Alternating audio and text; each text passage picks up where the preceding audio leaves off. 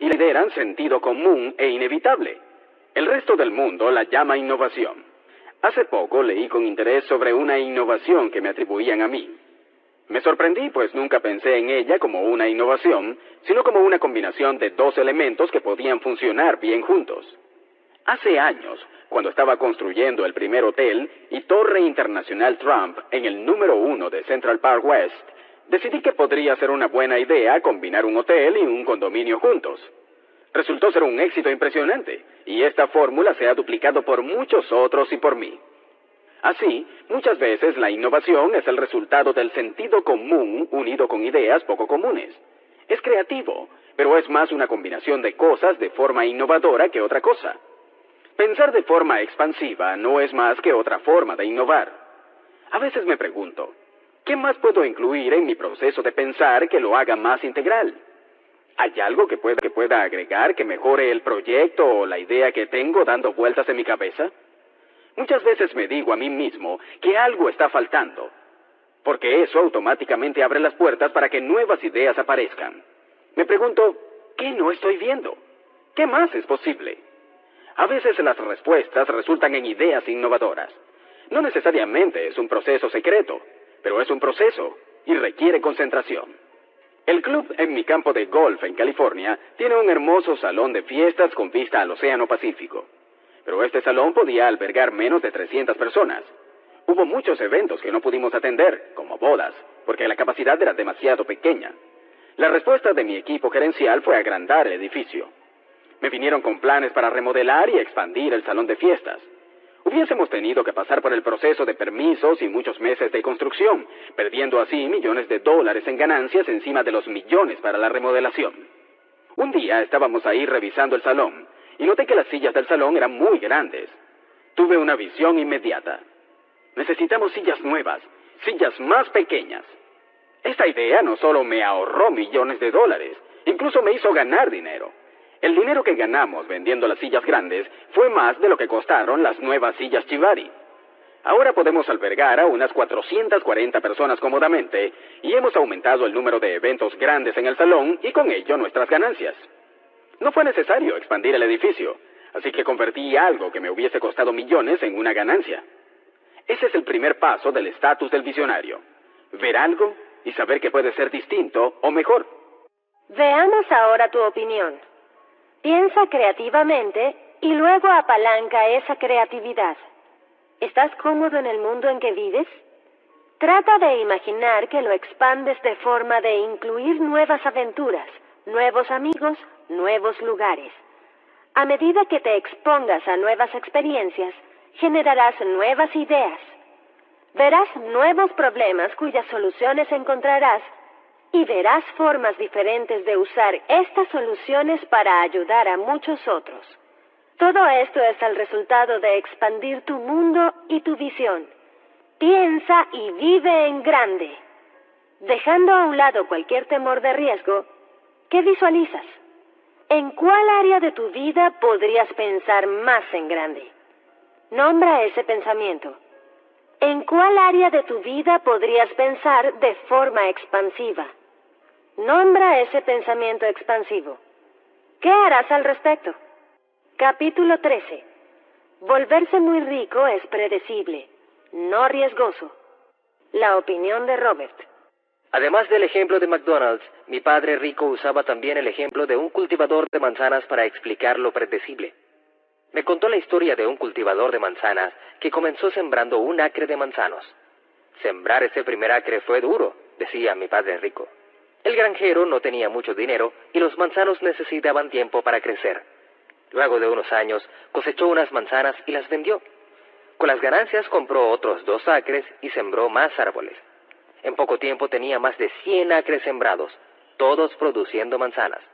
Comenzó lentamente, pero sabía que si seguía haciendo lo que estaba haciendo, pronto sería un hombre muy rico. Aunque era un ejemplo muy simple, me sirvió de mucho. De acuerdo, pero ¿y las plagas y la sequía? Podría agregar alguien. Es una pregunta válida, y los dueños de negocios exitosos no cuentan con que todo salga perfectamente. Por ejemplo, los dueños de tiendas saben que los clientes y los empleados les robarán artículos. Un negocio exitoso contempla reservas para compensar estas pérdidas y desarrolla sistemas para controlarlas y minimizarlas. Mi punto es que una vez que entiendes lo que es predecible, lo verás en todas partes. Lo verás cada vez que pases al lado de un McDonald's, o que veas unos Levi's, o cuando vayas a poner gasolina. Es lo predecible en acción. Es evidente hasta cuando juegas Monopolio. Si recuerdas, una casa te paga tanto. Si agregas 2, ganas más. Si conviertes 4 casas en un hotel rojo, ganas más aún. Una vez que entiendas lo que es predecible, lo verás en todas partes y entenderás por qué una persona o un negocio gana mucho dinero sin mucho riesgo. Donald Trump no gana sus miles de millones construyendo un solo edificio. Construye muchos edificios o uno con cientos de condominios y los vende. Su método para el éxito se adapta a lo que acabo de describir. Apalanca, controla, crea, expande y predice. Aunque siempre hay algún riesgo, tiene confianza porque está en control de los procesos de sus proyectos. Cuando yo invierto, paso por el mismo proceso. Por ejemplo, cuando compro un edificio, sé que recibiré 4 tipos de ingreso. 1, ingreso por alquileres. 2, ingreso por depreciación. 3, amortización, es decir, mi inquilino paga mi deuda. 4, plusvalía, el dólar pierde valor. Te menciono plusvalía de último, pues es el ingreso de menor importancia.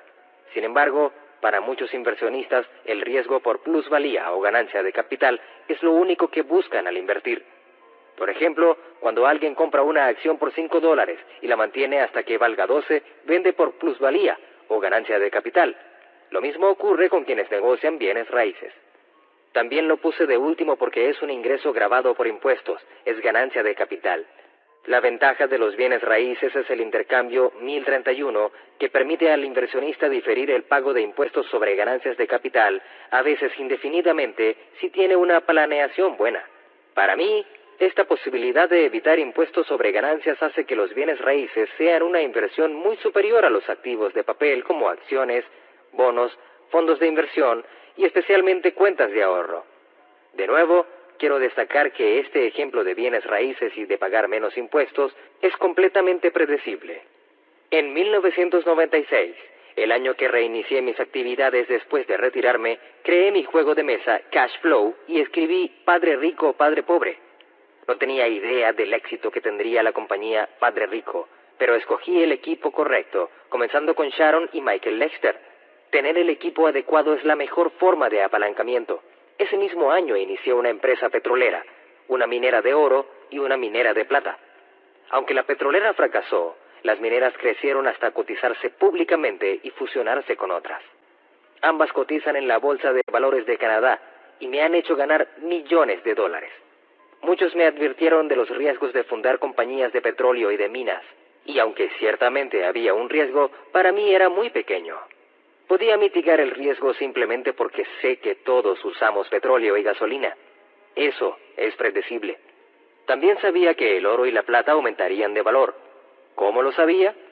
Porque los políticos que administran nuestro país no iban a dejar de gastar, no iban a dejar de pedir prestado y no iban a dejar de imprimir dinero. Así que en este caso, lo predecible no era el oro o la plata, sino la incompetencia financiera de nuestros líderes políticos. Ellos no resuelven los problemas, simplemente los empujan hacia adelante haciéndolos más grandes. Su comportamiento es predecible, sin importar que sean republicanos o demócratas. Mejorar tu educación financiera te lleva al lugar donde enriquecerse es predecible. Cuando una persona tiene educación, experiencia y entiende el apalancamiento, el control, la creatividad, la expansión y lo predecible, ve la vida de otra forma. La opinión de Donald.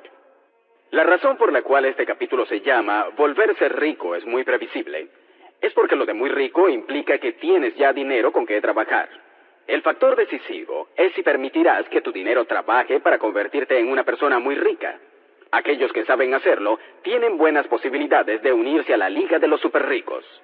Cuando construyo un nuevo edificio, definitivamente veo el factor riesgo, que para mí es si será o no rentable. No me gusta correr grandes riesgos, especialmente si puedo pensar en las predicciones primero. Cuando comencé con la idea de la combinación de hotel y condominio, sabía que esa combinación traería una ventaja adicional. Los dueños de los condominios también podrían participar del éxito del hotel. Sabía que esto sería muy atractivo para los inversionistas y compradores, pues hice mis cuentas y sabía que esa idea me atraería a mí como hombre de negocios, así fuera el constructor o el inversionista. Mi factor de riesgo y el de ellos había disminuido. Se volvió más predecible, pero debo admitir que yo mismo me sorprendí con el éxito que tuvo la idea. Mi padre siempre enfatizó en que ciertas cosas no son predecibles. Principalmente, que el trabajo inteligente producirá resultados inteligentes.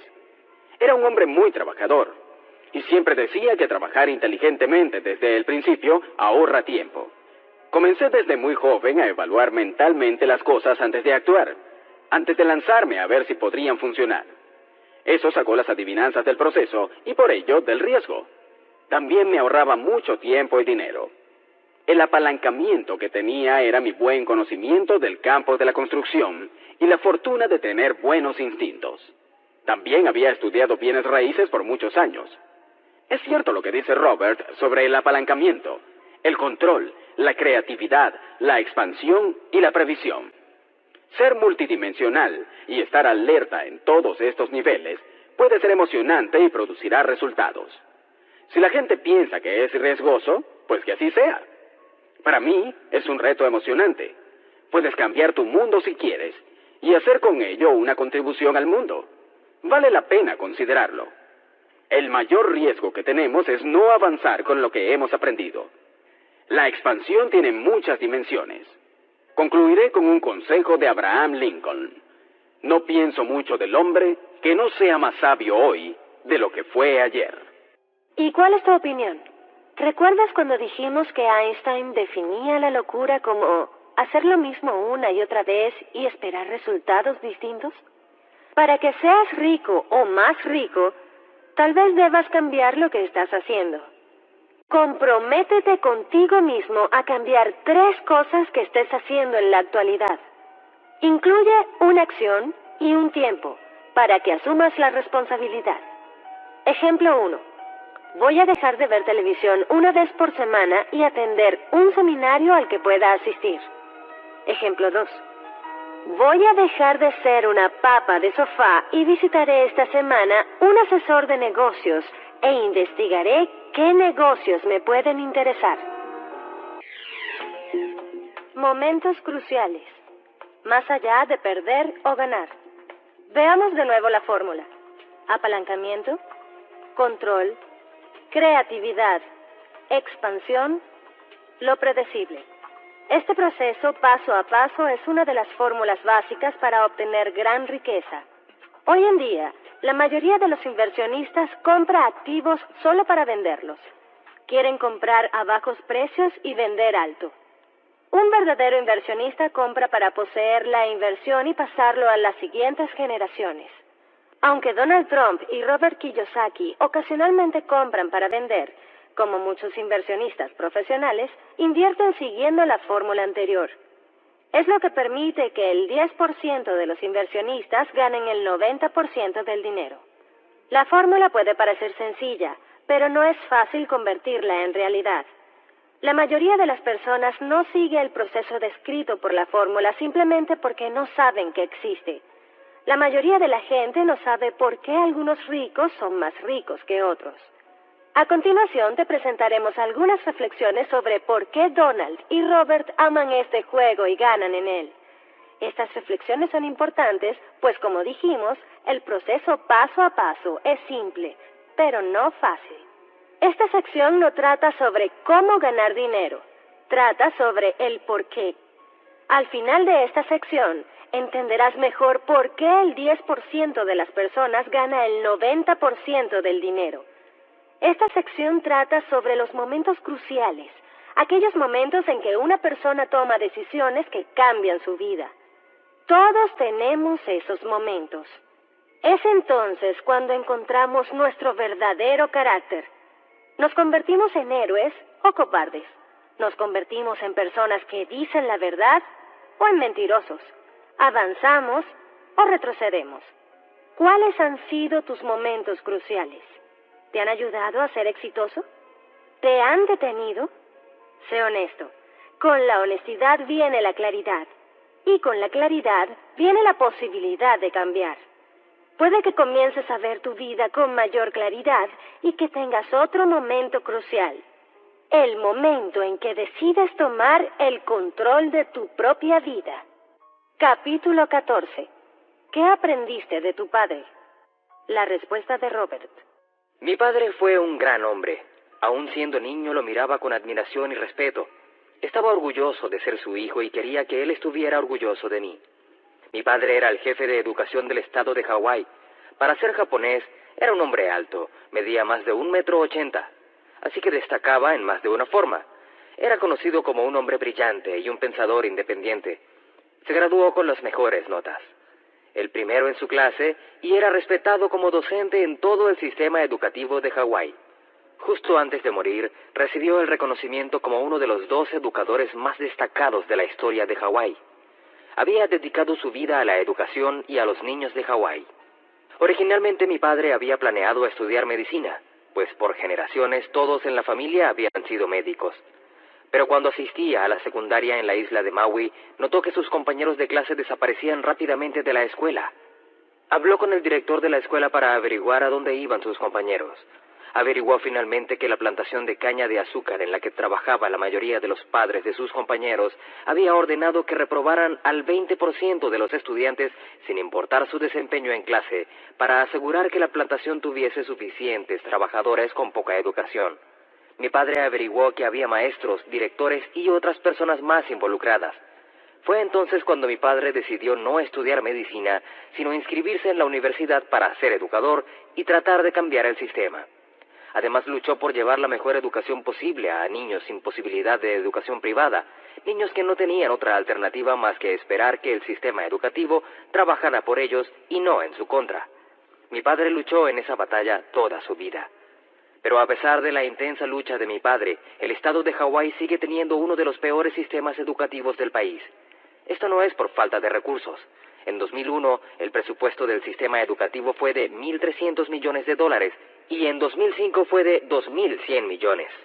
En mayo de 2006, un artículo de la Honolulu Magazine afirmaba lo siguiente: aunque los legisladores están asignando más recursos hoy que hace 5 años, los contribuyentes no ven los resultados.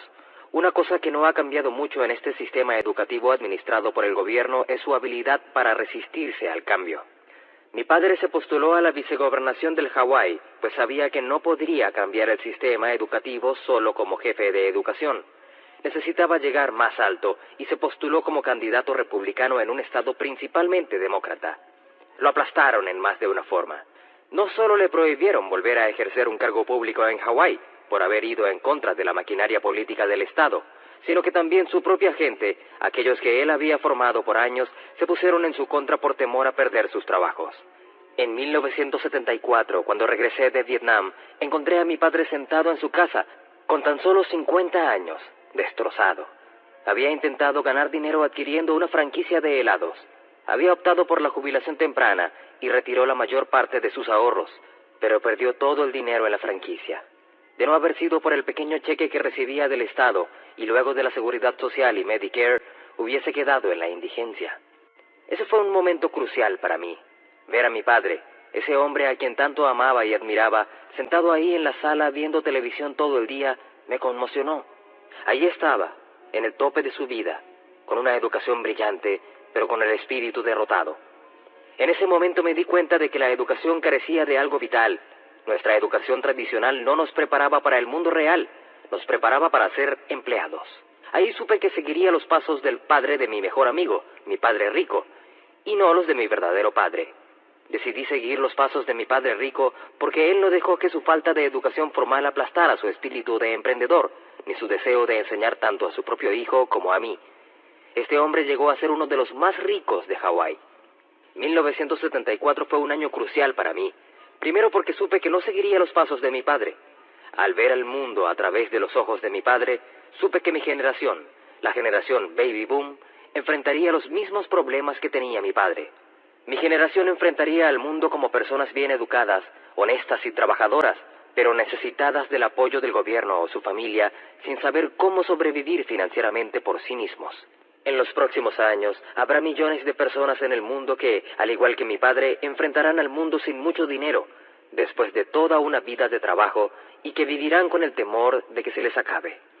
Escribí el libro Padre Rico, Padre Pobre para tomar la antorcha que mi padre había llevado y continuar luchando por las reformas y cambios necesarios en nuestro sistema educativo que está obsoleto, desconectado del mundo real y, en mi opinión, no prepara a la juventud para el mundo que les espera. He dicho durante años, ¿por qué nuestro sistema educativo no enseña nada acerca del dinero? Sin importar que seamos ricos o no, que seamos inteligentes o no, el denominador común es que todos usamos dinero. La revista Time publicó un artículo con un titular muy llamativo acerca de la deserción escolar en Estados Unidos. El artículo describía cómo los administradores de la educación disfrazan el número real de jóvenes que se retira de forma similar como Enron ocultaba sus pérdidas. El artículo afirma con precisión que el problema es mucho más grave hoy que en el pasado, porque los desertores ahora no tienen la posibilidad de empleos bien pagados en fábricas.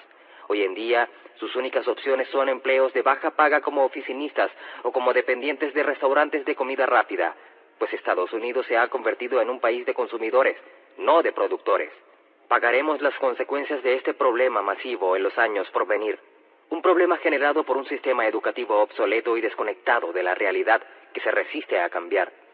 Tal vez sepas que la compañía Padre Rico tiene varias iniciativas educativas en marcha. Hemos desarrollado en sitio web www.richkidsmartkid.com, Niño rico, niño listo, para niños en edad escolar, padres y maestros. Se incluyen juegos, planes de estudio y guías para instructores, todo gratuito y sin publicidad. Los juegos son creativos y atractivos y hacen del aprendizaje una experiencia interactiva y divertida. Para el nivel universitario, la compañía Padre Rico ha creado 2 planes de estudio: curso Cash Flow para finanzas personales y el curso Inversión en bienes raíces. Estos planes de estudio, así como las lecciones, materiales adicionales y clases en video, también son gratuitos y están a la disposición de las universidades en cualquier parte del mundo. Si quieres saber cómo traer estos cursos a tu comunidad, visita college.richdad.com. La respuesta de Donald. La influencia de mi padre. El legado que me dejó mi padre se puede resumir en esta frase: a quien mucho se le da, mucho se le exige. Me obligo a trabajar porque siento que es mi deber. Hace poco, Robert me llamó y me hizo la siguiente pregunta: Donald, ¿qué harías si te quitaran todo? Dijo que Henry Ford había respondido que recuperaría todo en 5 años, y Picasso seguiría pintando. Yo ya pasé por un revés que pudo dejarme limpio y con pocas posibilidades de recuperación, pero regresé con mucho más éxito que antes. Así que puedo decir con toda seguridad que seguiría trabajando, pues es lo que hice. Entonces recordé a mi padre, Fred Trump, quien sufrió un revés siendo muy joven. Su padre murió cuando apenas tenía 11 años, dejándolo como el hombre de la casa, a cargo de sus 2 hermanos y su madre. Fue el momento más crucial de su vida. Inmediatamente comenzó a trabajar en empleos temporales, puliendo zapatos, como repartidor, cargando madera en una construcción. Terminó la secundaria, pero no podía ni pensar en ir a la universidad. Así que comenzó a trabajar como aprendiz de carpintero para un constructor de Queens, Nueva York. Un año después, construyó su primera casa y llamó a su compañía Elizabeth Trump e Hijo, pues como era demasiado joven, su madre debía firmar todos los cheques y documentos legales. Mi padre tuvo tanto éxito que pudo enviar a estudiar a su hermano a MIT, donde obtuvo un doctorado, y también casarse con mi madre y formar una familia. En pocas palabras, fue un hombre que se hizo a sí mismo. Empezó a los 11 años y fue un gran ejemplo de quién aprender. Mi padre nunca tuvo el tiempo para quejarse. Simplemente trabajaba. Eso es algo digno de aprender. Cuando pasé por los tiempos difíciles, solo recordaba lo que había pasado mi padre y simplemente seguí trabajando hasta superarlos. Puedo decirte por experiencia que lo que se requiere es perseverancia. Creo que Henry Ford sabía esto del trabajo y Picasso también. Robert mencionó a sus 2 padres, uno rico y uno pobre. Él tuvo 2 ejemplos para aprender, observar y para escoger uno como mentor. Del que aprendió más fue el que no tenía una educación avanzada. Él había aprendido a resolver las cosas por sí mismo de forma similar a lo que tuvo que hacer mi padre. He ahí una buena lección para todos. Por más que valoro la educación formal, a veces la escuela de la vida forma personas con sentido común por encima del promedio. Mi padre era un hombre listo, y eso combinado con su ética de trabajo, lo convirtió en un auténtico dinamo. Cuando me preguntan por qué pienso que soy exitoso, lo primero que me viene a la mente es mi educación y la influencia de mi padre. Sí, fui a Wharton, pero antes de Wharton estaba mi padre. Si él pudo lograr lo que logró sin el apoyo financiero de su familia y sin educación formal, mis expectativas de mí mismo debían exceder las de mi padre, simplemente porque comencé con mucho más de lo que él tuvo. Ambos teníamos los mismos estándares de desempeño y la misma ética laboral, pero las condiciones fueron diferentes. Literalmente no podía aceptar lograr nada menos que lo que hago, pues no tengo una sola excusa para no hacerlo. Considera ahora tu respuesta. ¿Qué aprendiste de tu padre que te haya ayudado a ser exitoso hoy en día? Si tu padre no fue un modelo positivo en tu vida, describe la influencia de otro hombre que haya marcado tu vida. Capítulo 15. ¿Qué aprendiste de tu madre? La respuesta de Robert. Mi mamá fue la persona más amorosa de mi vida.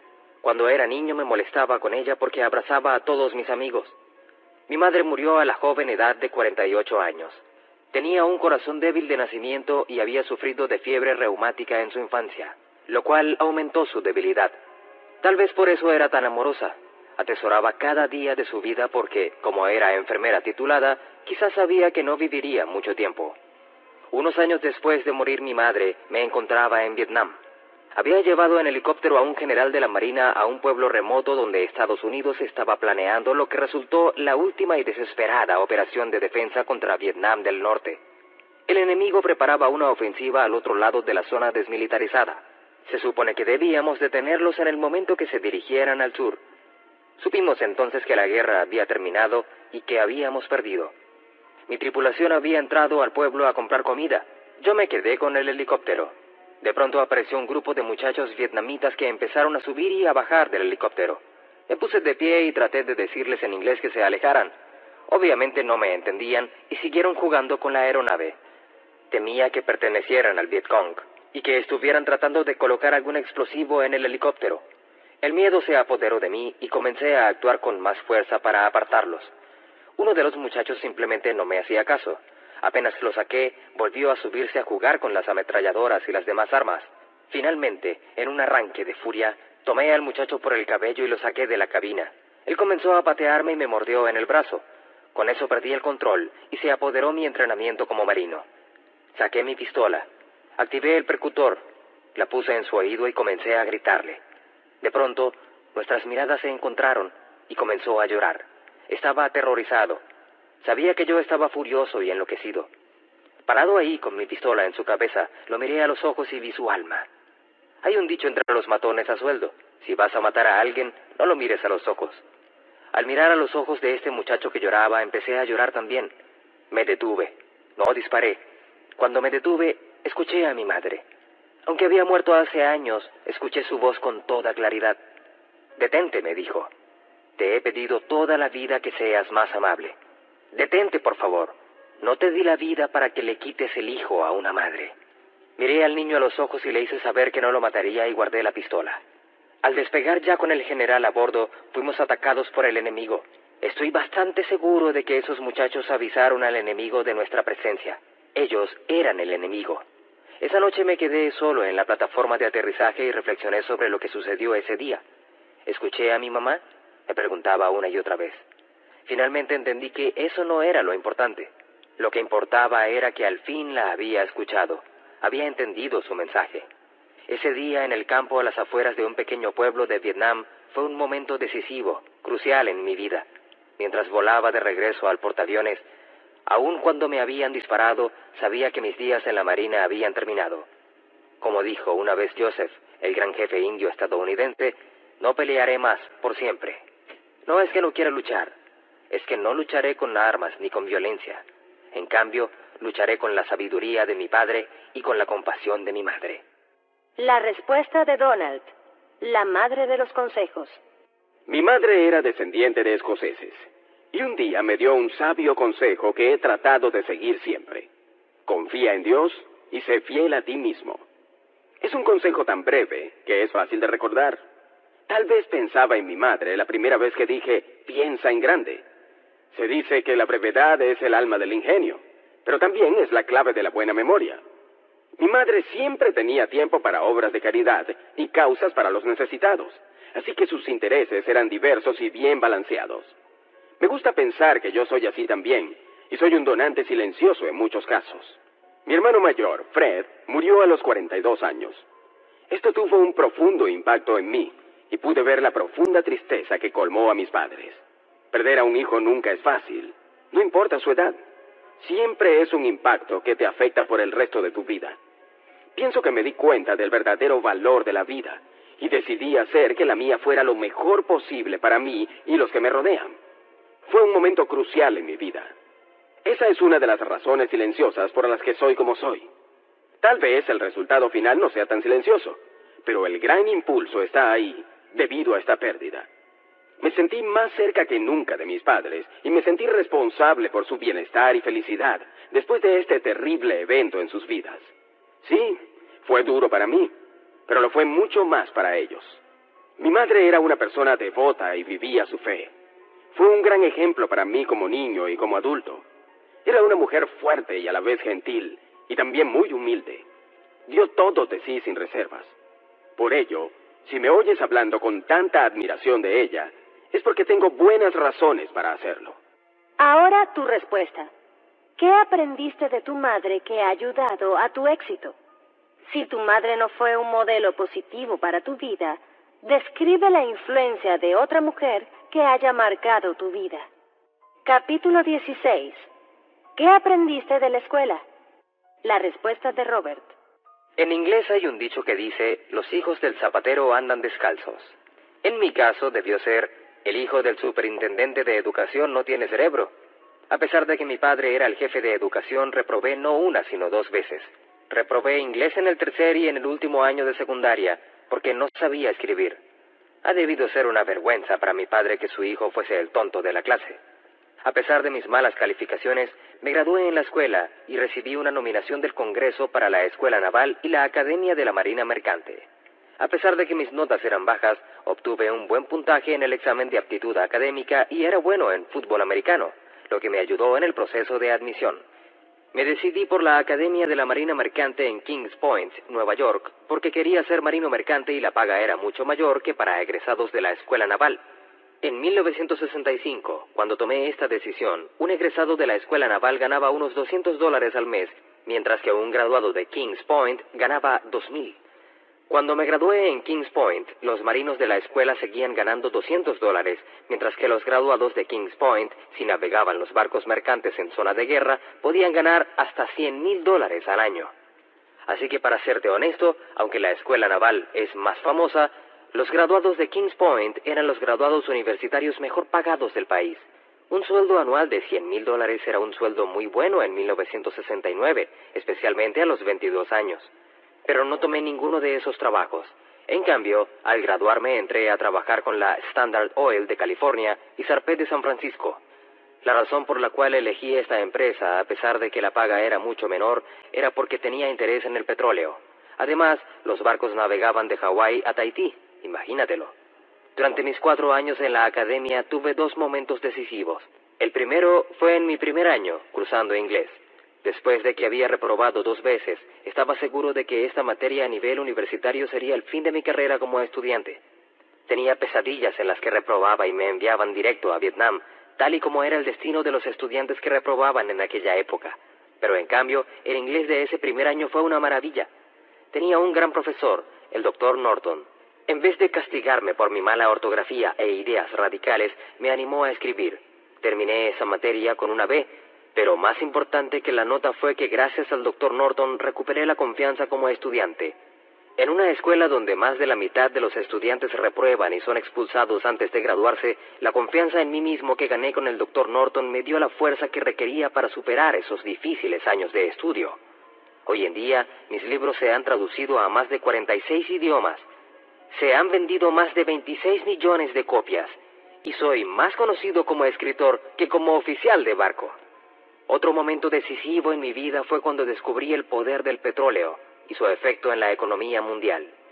En 1966, como oficial aprendiz a bordo de un buque de la Standard Oil, aprendí que el petróleo es poder. Hoy en día invierto millones de dólares en petróleo. Como empresario, he ayudado a empezar 2 empresas petroleras. Una de ellas quebró y la otra llegó a cotizar en la bolsa y más tarde quebró. Fue mucho lo que aprendí de esos fracasos. Cuando estaba en Vietnam en 1972, entendí que no estábamos luchando para detener el comunismo, sino por el petróleo y las grandes corporaciones petroleras. Hoy en día seguimos en la misma guerra, diferentes países, mismas corporaciones. En los años 80 fui uno de los miembros fundadores de una organización llamada GENI, las siglas en inglés de la Red Internacional de Energía Global. GENI es una organización sin fines de lucro y tiene como objetivo difundir las ideas del Dr. R. Buckminster Fuller, reconocido como uno de los grandes genios de nuestros tiempos. Según el Dr. Fuller, el mundo cuenta con la tecnología para autoabastecerse de energía renovable y no contaminante.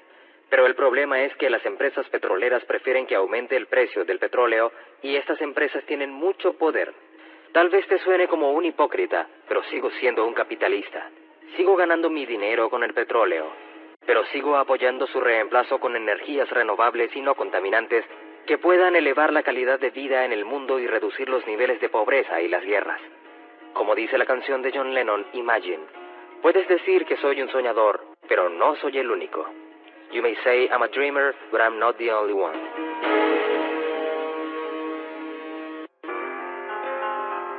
La respuesta de Donald. Los días de la universidad. Tal vez esto sea una sorpresa, pero fui un buen estudiante. Era serio, atento y dedicado. Cuando Robert y yo hablamos sobre nuestros días en la universidad, recordé que pasaba mi tiempo libre estudiando sobre bienes raíces y ejecución de hipotecas.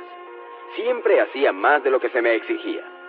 Esa, pienso yo, es la clave del éxito, no solo el éxito financiero. Si haces lo mínimo para pasar, pues eso es lo que sucederá. Tus resultados no serán sobresalientes o excepcionales. Para sobresalir debes estar dispuesto a hacer lo que los demás no están. Otros compañeros fueron estudiantes excepcionales, pero no trabajaron de forma excepcional en la vida real. Pienso que se concentraban tanto en los requerimientos académicos que no veían el mundo exterior, y cuando al fin se graduaron, se encontraron con un mundo desconocido. Creo que yo sí estaba consciente del mundo exterior, y que me mantenía al día en cuanto a los sucesos nacionales e internacionales relacionados con bienes raíces y otros temas. Así que cuando terminé la universidad, no entré con el pie izquierdo en el mundo de los negocios. Mi ventaja era que yo había visto el lado rudo de los bienes raíces trabajando con mi padre. Puede ser un mundo rudo, y yo lo sabía.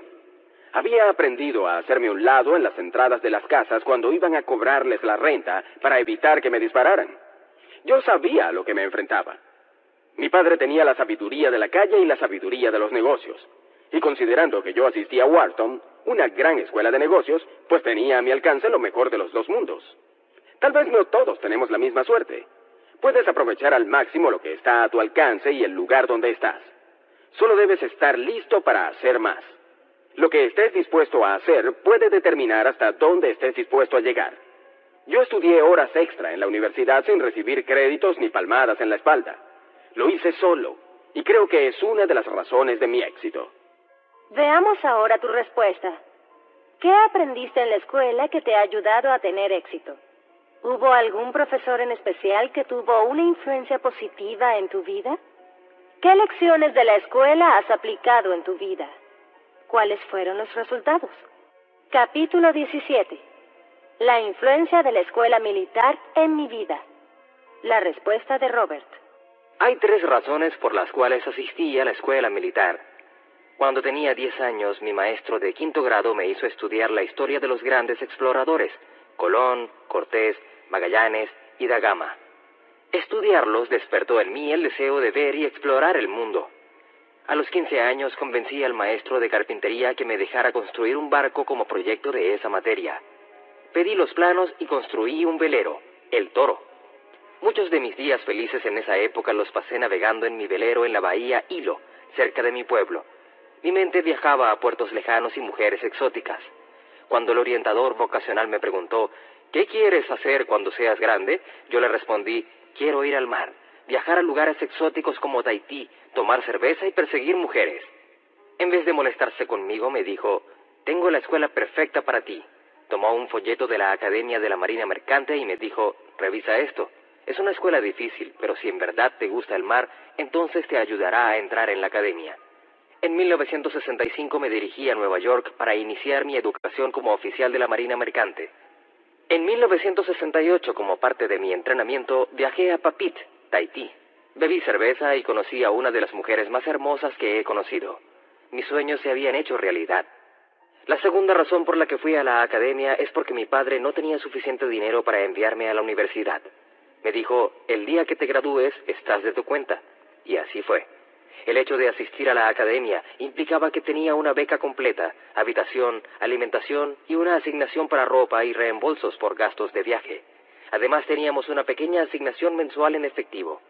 La tercera razón, y tal vez la más importante, fue la disciplina. Mientras cursaba la secundaria, pasaba más tiempo surfeando que asistiendo a mis clases. Aun cuando mi padre, el jefe de educación, me había capturado en mis escapadas, no podía evitar seguir escapándome cada vez que el oleaje estaba bueno para surfear. Sabía que necesitaba la disciplina. Si hubiese asistido a la Universidad de Hawái, nunca hubiese terminado. Y vaya que aprendí disciplina en la academia, por la vía dura. Los castigos eran frecuentes y eran severos. El aspecto académico era más fuerte de lo que había esperado. Sin un estricto sistema militar, jamás me habría graduado. Después de 4 años en la academia, me ofrecí de voluntario para el Cuerpo de Marina porque seguía la guerra de Vietnam. Fue en la escuela de pilotos de la Marina donde aprendí 2 lecciones cruciales que me han servido en la vida.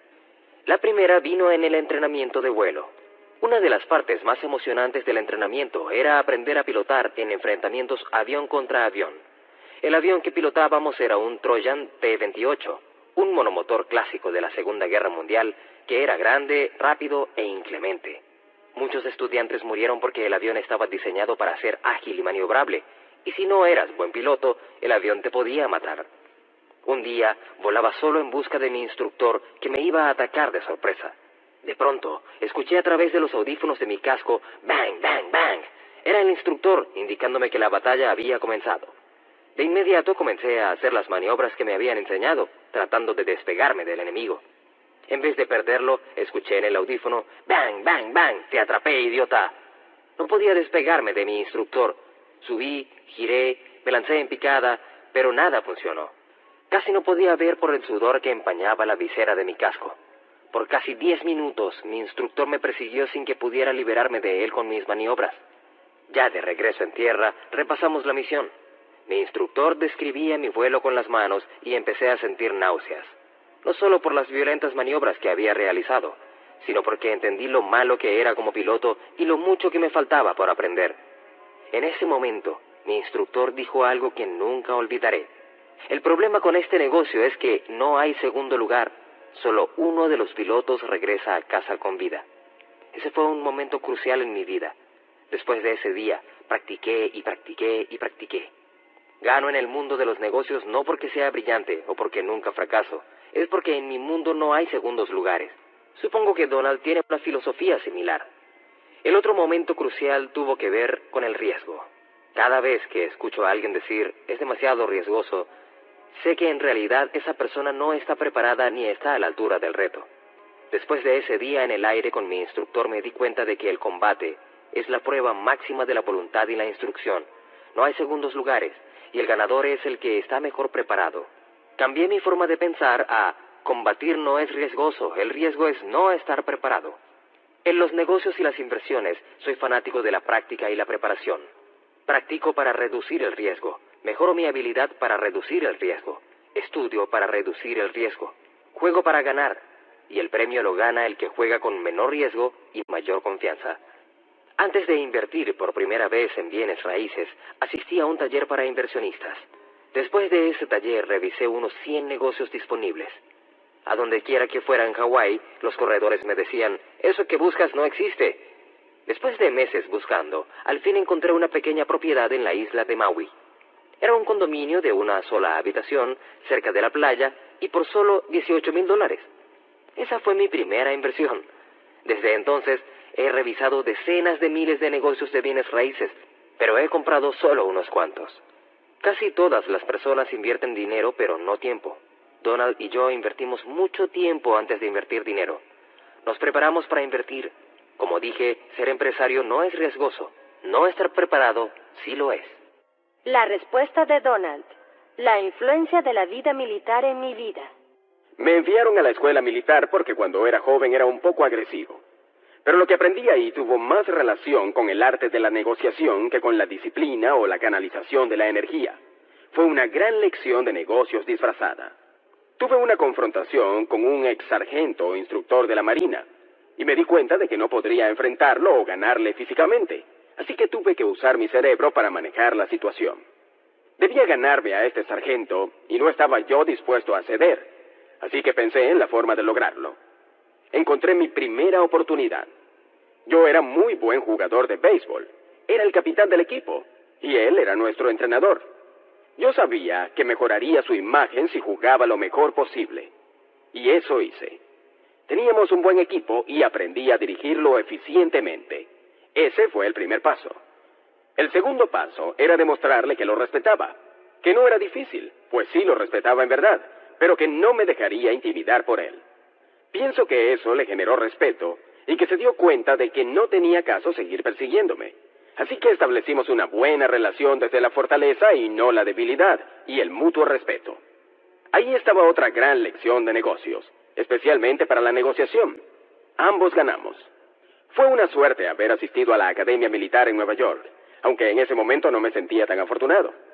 Más adelante descubrí que había disfrutado de los retos y la disciplina, y nunca perdí el respeto por el tiempo que allí aprendí.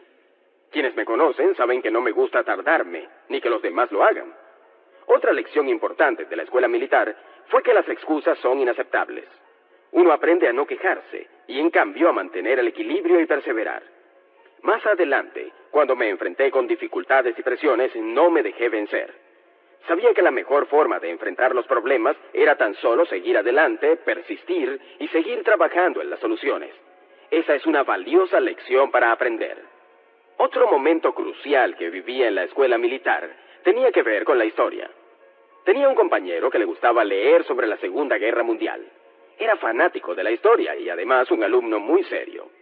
Un día me le acerqué y le dije, debes ser experto en la Segunda Guerra Mundial con todo el tiempo que dedicas a leer sobre ella. Su respuesta nunca la olvidaré. No, solo me he dado cuenta de lo mucho que desconozco.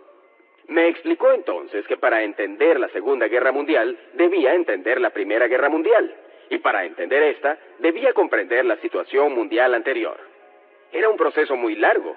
Entonces me dijo, la historia me ha hecho humilde. Sé que nunca llegaré a saberlo todo. Viniendo de alguien tan leído como él, este comentario causó una gran impresión en mí. Como resultado, me puse a estudiar historia en mi tiempo libre y a leer tanto como pudiera. Adquirí el hábito que tengo aún hoy, que es preguntarme, ¿qué puedo aprender hoy que hasta ahora no sabía? Es mi forma de mantener mi mente curiosa y alerta. Años después, cuando entré en Wharton, me ayudaron mucho los hábitos que adquirí en la escuela militar. Dedicaba mi tiempo libre a estudiar bienes raíces y ejecución de hipotecas, y todo lo demás que pudiera estudiar, además de las materias obligatorias. No quería simplemente sobrevivir haciendo lo mínimo, quería más. Y cuando terminé la universidad, me sentía listo para el mundo real, donde hacer lo mínimo en realidad no es suficiente. Y ahora tu respuesta. ¿Qué aprendiste en la escuela militar que haya sido decisivo en tu vida? Tal vez no asististe a la escuela militar. ¿Formaste parte de los Scouts o de otro grupo donde te hayan enseñado la importancia de la disciplina y del liderazgo? ¿En qué han contribuido estas experiencias en tu vida? ¿O en qué área de tu vida te hubiese beneficiado tener más destrezas de autodisciplina y liderazgo? ¿Qué aspecto de tu vida mejoraría si tuvieras mayor disciplina? Por ejemplo, administración del tiempo o del dinero, o más habilidades de liderazgo. Capítulo 18. ¿Qué lección decisiva aprendiste del deporte? La respuesta de Robert. He aprendido muchas lecciones importantes del deporte, pero la más importante que recuerdo fue jugando fútbol americano en la secundaria. Nuestra escuela tenía un gran equipo, tanto que permanecí sentado en la banca casi en todos los juegos. Era para mí muy vergonzoso salir de la cancha al finalizar cada juego con el uniforme perfectamente limpio. A medida que seguía la temporada y yo en la banca, pensaba que no le gustaba al entrenador. A mitad de la temporada, consideré renunciar. Una noche, después de un entrenamiento muy fuerte, el asistente del entrenador se me acercó y me dijo, quiero hablarte. Este hombre, Herman Clark, había jugado con la NFL. Con mucha amabilidad me dijo, ¿sabes por qué el entrenador no te pone a jugar? No, respondí, no lo sé. Hago todo bien, voy a todos los entrenamientos, corro vueltas adicionales, soy tan bueno como Jesse. Jesse era la persona contra quien competía por la posición. Cierto, me dijo Clark, también tienes más talento y eres más rápido que él. Entonces, ¿por qué él juega y yo no? Porque tiene más corazón.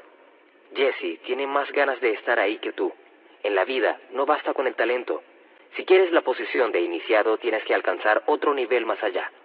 Tienes las condiciones físicas, pero te falta el espíritu. Yo seguía con ganas de renunciar, pero tomé muy en cuenta las palabras de Clark. Las siguientes 2 semanas entrené como nunca antes. Entrené con intensidad y concentración. Seguía en la banca, pero me sentía mejor conmigo mismo. Un día, durante uno de los juegos, Jesse se fracturó el brazo. El entrenador miró hacia la banca examinando a los candidatos. Finalmente me miró y me dijo, entra. La lección que aprendí del señor Clark fue que para cambiar mis resultados debía modificar quién era y actualizar mi compromiso con el juego. Cuando logré cambiar mi forma de pensar y mi actitud, cambiaron mis acciones, y con ellas mis resultados cambiaron también. Cuando siento debilidad, que el mundo es injusto, que no reconocen mi talento o que el mundo está en mi contra, recuerdo mi conversación con el señor Clark. Entonces trabajo para mejorar mis pensamientos, mis acciones y mis resultados. La respuesta de Donald. A lo largo de los años, los deportes que más he jugado son béisbol, tenis y golf. Son juegos que requieren de elegancia, coordinación y concentración. Actualmente disfruto como espectador del béisbol y del tenis, pero soy un apasionado del golf. He construido unos campos de golf fabulosos por esa pasión que siento por el juego. Lo que he aprendido de esos deportes es lo importante que es el instinto. La preparación física y la técnica son muy importantes, pero la diferencia con los grandes jugadores es el instinto, que no se puede explicar. Piensa en las famosas palabras del jugador de hockey Wayne Gretzky. Él decía que simplemente patinaba hacia donde fuera el disco. Esto suena simple, pero piensa en ello. ¿Cómo sabe a dónde va el disco? ¿Por qué los demás no lo saben? Bueno, porque tiene algo especial. Instinto. El golf es una gran diversión para mí, al igual que hacer negocios. El campeón de golf, Phil Mickelson, dice que el mejor consejo para jugar golf se lo dio su padre. Le dijo que se divirtiera. Hasta cuando practica, se divierte y disfruta lo que hace. Yo me identifico con esas palabras y me parece un consejo muy valioso para todo lo que emprendas. He aprendido mucho acerca de la integridad de las personas jugando al golf con ellas. Es por eso que muchos negocios se hacen durante y después de un juego de golf. Este deporte exige una cierta conducta y las personas que la tienen son potencialmente buenos socios de negocios. Algunos llaman esto etiqueta, yo lo llamo simplemente honestidad. Un juego de golf puede ser un buen indicador de esta característica. El golf también requiere flexibilidad. Mantener el equilibrio puede hacer la diferencia entre un juego bueno y uno malo, al igual que en los negocios. Debes ser flexible y no quedarte atado a pautas establecidas. Cada juego, cada negocio es diferente. Mantente en forma, prepárate y mantente al tanto de las variables que deberás enfrentar. Nick Faldo, uno de los más grandes jugadores de golf de todos los tiempos, dice que el ritmo une a todos los elementos del swing del golf. Yo siempre le presto mucha atención al ritmo en mis negocios, en mi vida y en el golf. Y pienso que todos debemos escuchar este consejo sin importar la actividad que desarrollen o el deporte que practiquen. Estos 3 deportes me han dado elementos para reflexionar acerca de los negocios y la vida, ya sea como jugador o como espectador. La lección principal que aprendí de ellos fue que la precisión, el instinto y el ritmo son todos necesarios para ser extraordinario. Y ahora veamos tu respuesta. ¿Qué lecciones decisivas has aprendido de practicar o de ver deportes? Capítulo 19. ¿Qué aprendiste de los negocios? La respuesta de Robert. Después de mi entrenamiento en ventas en Xerox, 2 amigos y yo creamos un negocio de carteras de nylon y velcro para surfistas. Desafortunadamente, el negocio fue todo un éxito. Digo que desafortunadamente, pues el éxito se nos subió a la cabeza. Éramos 3 veinteañeros solteros y con un gran éxito en las manos. Nuestros productos aparecieron en las revistas Runner's World, GQ y hasta en Playboy.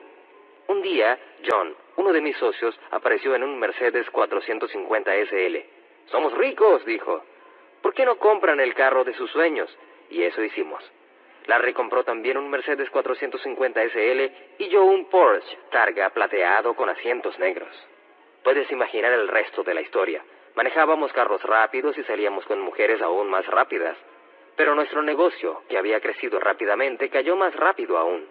En menos de 3 años, pasamos de ser pobres a ricos, y luego a muy pobres. Tuvimos éxito, pero estábamos muy endeudados debido a nuestras pérdidas. Al aumentar nuestros ingresos, pensamos que nuestro coeficiente intelectual financiero también lo haría, pero lo único que aumentó fue nuestra estupidez. Hasta entonces nunca había sido un gran partidario de la educación. Después de ese fracaso financiero a comienzos de mis 30, entendí que estaba muy lejos en mi curva de aprendizaje. Veía que las personas de mi edad estaban más adelantadas en la vida, simplemente porque habían tomado más en serio su preparación y su profesión. Ese fracaso me hizo comprender que debía convertirme en un estudiante y dedicarme a estudiar como nunca antes lo había hecho. Por muchos años me dediqué a reconstruir el negocio en vez de huir de mi fracaso. Quería aprender de mis errores. ¿Qué ignoré? ¿Qué no vi? Se dice que la visión en retrospectiva siempre es perfecta, y para mí no solo fue perfecta, sino también dolorosa. Me enfrenté con toda la porquería que me había dicho a mí mismo y a los demás. Unos años de humildad más tarde, el negocio de las carteras de nylon surgió de nuevo, como un negocio exitoso y rentable.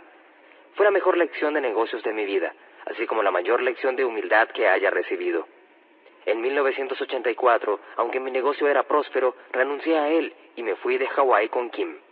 Me dediqué a la docencia, una profesión que nunca había respetado y que había jurado nunca ejercer.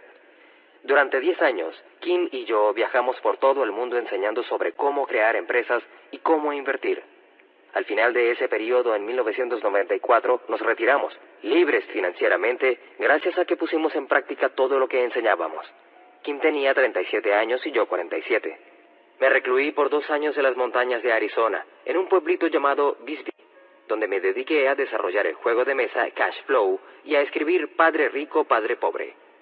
En 1996 salió a la venta Cash Flow, y el día que cumplí 50 años, el 8 de abril de 1997, presenté mi libro en una pequeña fiesta en la casa de Sharon y Michael Dexter. A mediados del año 2000, me llamó uno de los productores del show de Oprah Winfrey. Subí al escenario y el resto es historia. Así que el fracaso de mi negocio de carteras de nylon para surfistas fue un momento crucial en mi vida. De no haber sido por eso, tal vez nunca hubiese sido estudiante y después profesor. La respuesta de Donald: ser visionarios. Quiero compartir uno de mis éxitos en los negocios, uno que ha tardado 30 años en evolucionar. La revista New York, en su edición de junio de 2006, publicó una edición llamada 2016, La Tierra del Mañana, donde se hacían predicciones de cómo será Nueva York en el futuro cercano.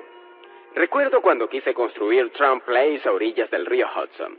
Es un hermoso complejo de 16 edificios residenciales y un parque, pues ahora se predice que esa zona de Manhattan, cerca del centro Javits, será más grande que la ciudad de Minneapolis, de modo que no estaba yo tan equivocado al construir residencias en esa parte de la ciudad.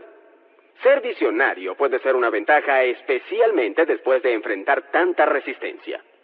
Una de las razones por las que Robert y yo destacamos ciertas cosas es porque podemos verlas venir.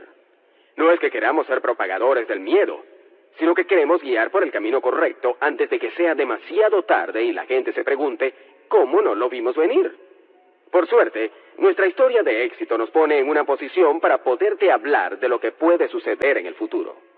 Fíjate en Mark Burnett. Tuvo la visión de un nuevo rumbo en la televisión y también fue rechazado durante años. Simplemente no entendían lo que quería hacer, pero él insistió porque sabía que tenía razón. Cuando al fin los ejecutivos de la televisión le entendieron, ¿quién creó un nuevo género y un nuevo capítulo en la historia de la televisión? Mark Burnett. A veces es difícil definir lo que es la visión. Normalmente se puede definir como el estudio de la historia de algo y la capacidad de pronosticar hacia dónde irá en 10, 20 o más años. Claro, implica un riesgo, pero las personas con pensamiento avanzado a menudo aciertan. Otro excelente ejemplo es Leonardo da Vinci. Sus ideas e inventos estaban adelantados por siglos. Comprobarlos tardó muchísimos años, pero en definitiva se han comprobado. La visión es solo una visión hasta que te concentras, haces